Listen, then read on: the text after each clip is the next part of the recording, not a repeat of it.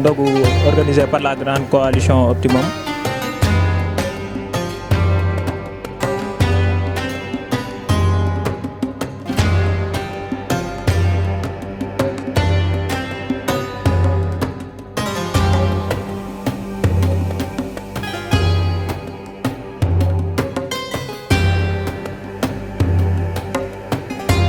Je me présente Djibril Amadou Diallo, coordonnateur de la liste Changement.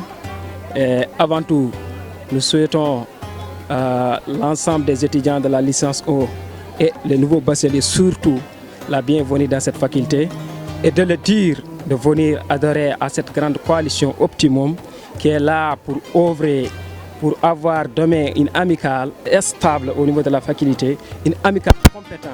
C'est dans cette optique qu'on a même promis de faire un grand dogo au sein de la faculté et nous remercions Dieu aussi de nous donner la capacité et la potentialité de concrétiser cette rêve.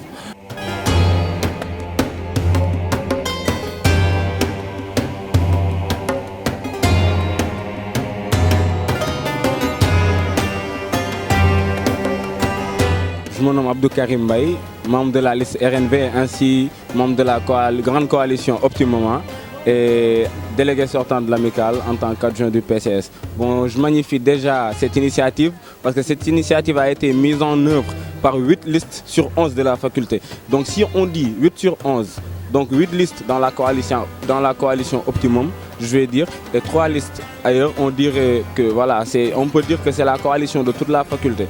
Donc d'ailleurs, on est dans un mois de Ramadan, un mois voilà, très riche quand on veut être béni. Donc nous avons décidé, comme tous les autres aussi, de faire notre logo pour les étudiants de la FASEC. Et voilà, la coalition est juste là pour les étudiants qui veulent bien sûr adhérer à cette cause. Si on parle de cause, on parle de quelle cause? La cause, comme telle, elle est noble, de servir les étudiants de la FASEC.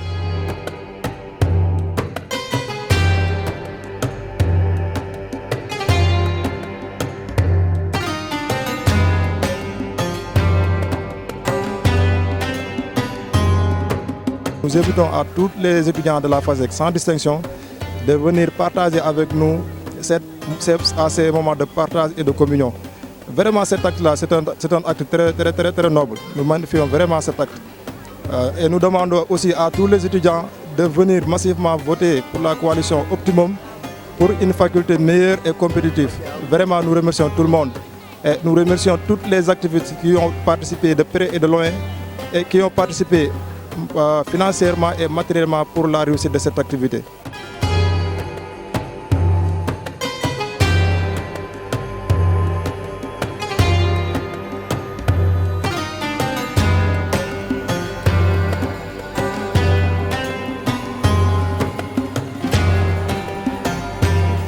En ce mois béni de Ramadan, la grande coalition Optimum, donc pour à travers ces actes, ou bien comme on le dit le plus souvent, œuvrer pour Dieu à travers les hommes, a décidé d'organiser son dogo. Et ce dogo est organisé dans le cadre de communion de tous les étudiants de la FASEC. Tant que vous êtes étudiant de la FASEC et vous êtes de l'université, vous êtes invité à cette dogo-là. Ce n'est pas pour quelconque liste, il n'y a pas de différence. C'est juste, s'il y a des bienfaits, il y aura forcément quelqu'un qui l'a initié. La coalition Optimum l'a initié, mais c'est pour tous les étudiants de la FASEC, ou plus général, tous les étudiants de l'université, c'est Anta Diop de Dakar.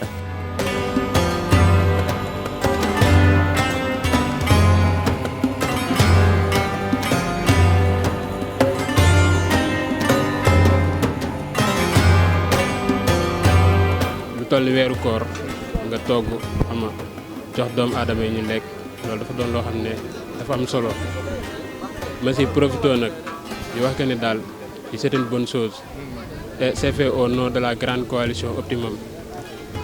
Certains nag mën nañu yaakaar ne dañu ko def pour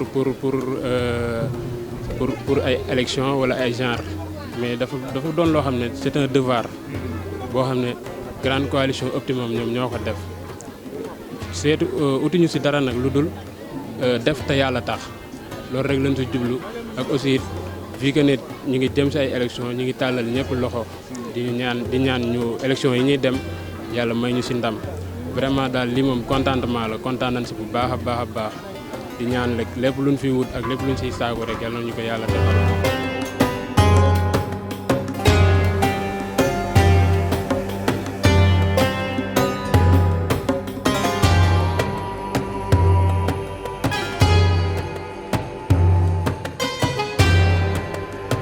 daaw defoon nañ ko journée bu mag yàlla suñu borom defaat ñun ñu ko taxawoon daaw yàlla suñu borom fekkewaat ñu taxawaat ko si njëkk ak ni ñu ko taxawee ni donc ñun liste bi ñu bokk muy liste rupture nouvelle vision képp koo xam nga xam ni day yëngu si wàll ji wàllum jàppalante wàll bi nga xam ne daanaka ñun moom ñëpp ñu si miin boo ñëwee si fac beet wàllum jàng bi dimbale étudiants yi si réclamation yi si examen yu demee yëpp am ñoo xam ne sax si ñun lañ bokk def ay cours de renforcement di ko maye loolu si tey nag buñ tàmmoo weeru koor di def ay ndogu bu toll nii ba pare ndogu bi li si neex mooy jëmmi étudiants yi ñoo jël seen xaalis jox ñu nekkul na ñun ñoo jël suñu xaalis jëmmi étudiants yi ñoo jox xaalis ni ñu organiser leen ndogu ñu jàppale décision bi ndax weeru koor moom lépp lu si waay def sa bopp nga ko defal ñun la ñu jël yoon wi mënoon nañoo battre campagne ak folklore musique mbalax mais dañoo jël fa seenee togg jox suñu mbokk ñi nga xam ne peut-être que seen loxo ci seen ginnaaw comme niñ koy waxee ñu bokkandoo ndogu si farata yàlla soom comme ni ko yàlla suñu borom bëggee képp lu waay am nga bokk sa morom jullit moo tax ñun ñi waa Optimum ñu bëgg a tax def ndogu yu am solo yi nga xam si kanam tuuti incha allah les étudiants danañ ñëw en masse ñu bokkandoo ndogandoo ensemble.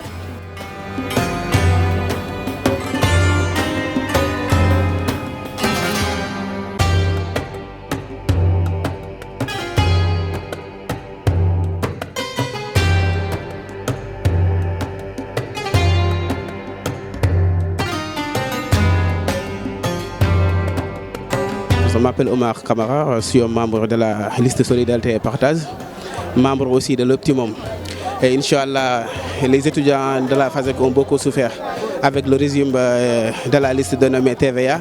Mais Inch'Allah, cela va cesser dès le 19 avril. Inch'Allah, je sais que c'est pertinemment que je suis confiant que la coalition Optimum va remporter les élections, Inch'Allah. Et là, sur le volet social et sur le volet pédagogique, nous serons là pour nos frères étudiants. Nous serons là juste pour nos frères étudiants, rien que pour ça. Nous serons toujours là pour leur intérêt.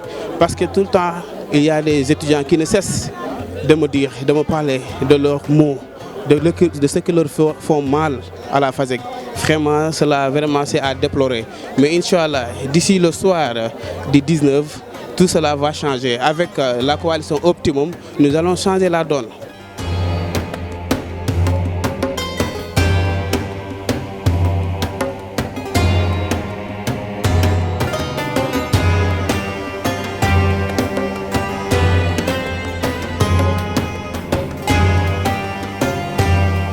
Osons le dire, le Sondogo a réussi à 100%.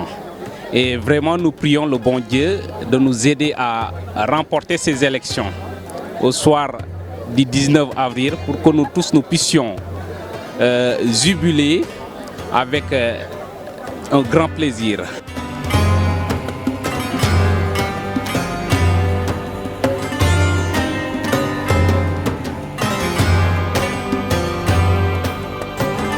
ñooy nuyu ñëpp di sant ñëpp di gërëm ñëpp di rafetlu initiative bi xam nga lii dafa rafet ñun ñëpp ñu ànd ñu toog bokk ndey bokk baay bokk ñu liste boo ñëwee sax doo xam ndax ñii ñoo bokk liste parce que tellement dañoo nekk en famille en fait li dafa neex ba pare ñuy joxe ñam mu nekk acte boo xam ne acte bu symbolique la tey ci weeru koor lañ nekk ñu koy rafetlu ba pare di ñaan yàlla mu bañ a nekk ren kese chaque année ñuy continuer di ko def ba NB yi suñu rakk yi di soog a ñëw ñu mën cee gis seen bopp pourquoi pas déwén ñoom tamit ñu ñëw intégré gën a yaatal famille bi voilà loolu laa bëggoon wax ñu ngi koy rafetlu bu baax c'est waaw acte bu rafet la acte bu noble.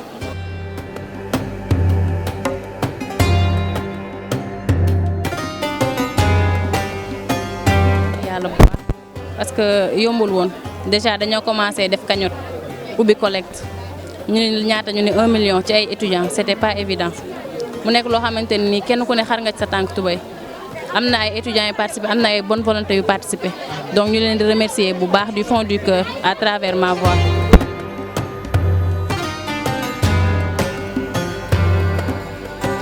pas évident ñu def cagnotte bu 1 million lépp étudiants yëpp taxaw ci ku nekk le peu de ce qu'il avait.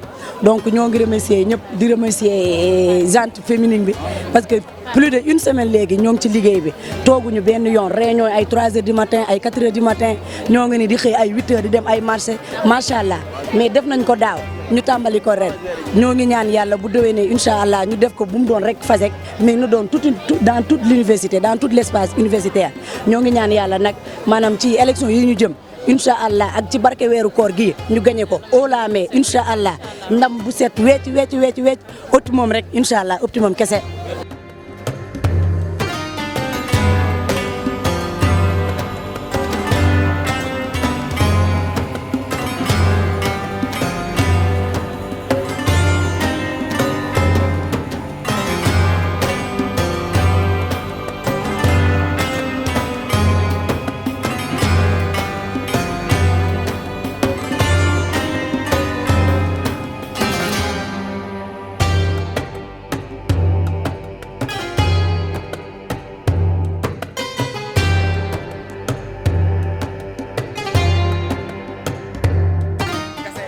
dam wuyu géré ñu day wala kala kontaan rek moom égal FASEG dam rek inshallah dam rek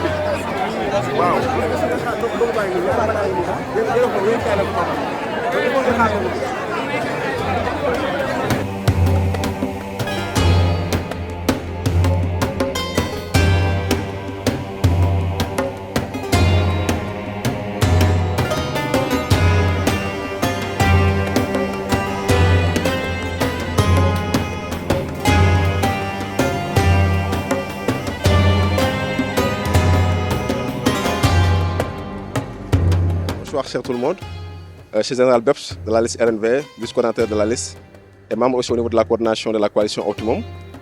Donc c'est un réel plaisir pour nous aujourd'hui d'organiser ce méga ndogu à l'endroit des étudiants.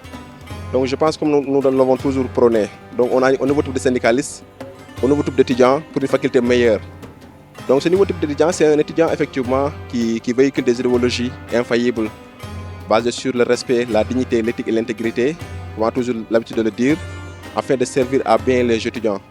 Donc c'est une faculté dans laquelle nous avons étudié et nous pensons effectivement que nous devons continuellement, sans condition, servir les étudiants. Donc je pense que, comme nous l'avons dit en français, donc tey ndogu bi dañu mën a permettre au moins ñu partager suñu morom étudiants yi loo xamante ni mooy benn moment boo xamante ni ñëpp dañuy toog kafre bokk ndey bokk baay comme nu ñu ko toujours defee. Donc coalition mooy coalition bu gën a mag ci histoire FASEG syndicalisme mooy coalition bu moo xam ne dafa regroupé 8 listes donc 8 listes yi ñëpp xam nañ leen donc tey c'est normal dans notre programme ñu véhiculer ci loo xamante ni mooy tey ñu partager ak étudiants yi xam leen ne faculté bi mën nañu ko defar mais bu defar bi mooy ñu ñëpp dañuy ànd booloo. loolu moo tax en ce mois béni de Ramadan on ne pourrait pas rater cette occasion d'organiser un méga ndogu à l'endroit de tous les étudiants. Donc de remercier l'ensemble des activistes, l'ensemble de la gente féminine donc qui ont été présentes effectivement dans ce travail-là et qui ont abouti un travail colossal. Donc dañ koy rafetlu rek jàpp ne aussi comme ni ñu ko waxee xol yi ñoo booloo donc ànd bi day yomb te yomb na ba pare di ñaan yàlla incha allah le 19 avril yàlla may ñu dem. Après, nous passons leneen continuellement à servir les étudiants dans le sens du devoir de la droiture. Je pense que c'est ce que nous di remercier coordinateur yëpp di remercier ñu fi teew ñëpp xamal leen ne projet bi lii ce n'est que le début du commencement te am na yeneen ak yeneen yoo xamante ni dañ koy def te étudiants yi ñoo tax ñu koy def donc di leen jaajëfal jërëjëf.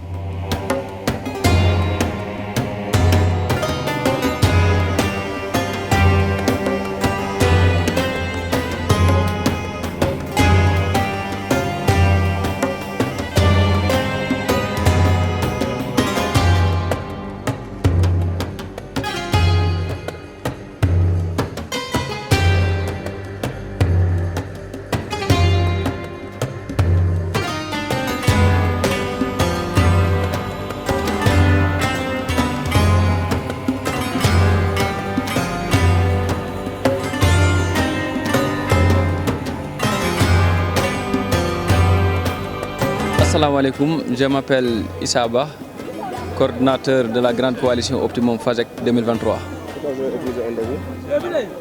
Bon, d'abord je dis alhamdulillah rabbil alamin d'avoir quand même initié une telle activité et qui a quand même brillamment réussi. Ce Ndogoula, nous l'avons organisé juste quand même pour passer au moment de symbolique communion avec nos pères étudiants. Comme nous l'avons bien dit dans le texte que nous avions lancé lorsqu'on a lancé ce COPAR-là, c'est un moment de solidarité et de partage entre les étudiants. En même temps, ce sont des actions qui rentrent dans une dynamique d'œuvrer pour Dieu à travers les hommes. Surtout en ce moment de ce mois béni de Ramadan. Ce sont principalement ces raisons-là qui ont fait que nous avons quand même jugé nécessaire d'organiser ce Ndogoula. Quel est votre projet vis-à-vis des étudiants? Oui, je pense que le projet il est clair et déjà il est révélateur. Le fait que les étudiants ont fortement adhéré à notre cause, cela démontre exhaustivement que le projet il est clair. Tout ce que nous voulons d'abord, c'est d'avoir un très bon représentant, un représentant digne de son nom, qui soit capable de traduire la demande des étudiants vis-à-vis des autorités académiques et administratives de l'Université Cheikh Anta Diop de Dakar. Parce que représenter quelqu'un, ce n'est pas une tâche aisée. Donc ça implique un certain nombre peut-être de facteurs qui font que quelquefois la représentativité des étudiants fait défaut. Donc nous avons constaté ces dernières années que les étudiants, quelque part, ils ont quand même manqué à être représentés. Raison pour laquelle cette année nous avons quand même étudié le terrain, nous avons quand même fait tous les examens qu'il fallait faire. Nous avons réuni toutes les listes quasiment qui œuvrent pour quand même améliorer significativement le bien-être de l'étudiant. Et ce sont ces listes-là qui constituent aujourd'hui la coalition Optimum. Le projet il est partagé, c'est redorer le blason d'abord de la faculté, restituer la dignité estudiantine et remettre quand même l'étudiant dans ses droits les plus absolus. Je pense que ça, c'est un projet qui est clair. Et comme je viens de le dire tantôt en préambule, c'est pourquoi aujourd'hui les étudiants ont fortement quand même adhéré à notre cause. C'est quoi le slogan de l'Optimum? Le slogan de l'Optimum, c'est clair, ensemble pour une faculté stable et résiliente. Qui parle de résilience fait allusion quand même à cette grande capacité qui permet à quelqu'un ou bien peut-être à une institution de continuer à poursuivre durablement ses activités tout en connaissant peut-être quelques perturbations entre-temps. Donc ces dernières années, nous savons que peut-être les années sont plus ou moins perturbées. Donc il va falloir que la représentativité soit revue, que les étudiants puissent quand même être en mesure de prendre des initiatives. Nous avons vu que les étudiants sont venus répondre à l'appel et ils sont partis avec des sachets. Cela prouve que l'agente féminine a été quand même vraiment brave. Je tenais quand même à la saluer et à magnifier l'acte qu'elle a posé. Les autres activistes également qui depuis lors n'ont jamais cessé quand même de continuer à occuper le terrain de façon constante et de façon très déterminante. Je les appelle quand même à continuer sur cette lancée-là pour qu'au soir du 19 avril, Inch'Allah, la victoire quand même soit une victoire éclatante et écrasante à la fois. Merci.